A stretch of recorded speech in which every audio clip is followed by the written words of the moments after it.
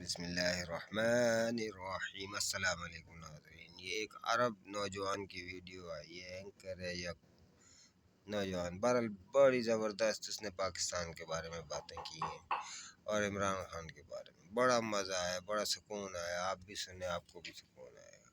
When it comes to Imran Khan, let me be brutally honest. Imran Khan burst onto the scene. And when he gave his speech in the United Nations, he was a wonderfully eloquent advocate for the Muslim causes. In Azerbaijan, secular Azerbaijan, when they liberated Nagorno-Karabakh, Imran Khan's influence was so effective in going beyond the ethnic and nationalist lines that Azerbaijan, in their celebrations, they lifted 3 flags.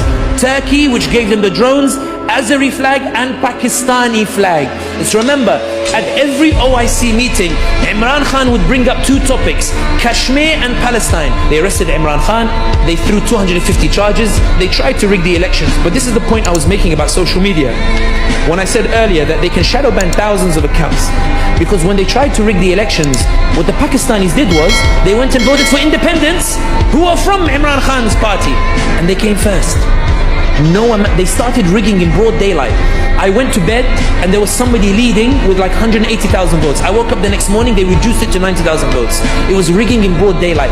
Even international media came out and said it's clearly rigged election.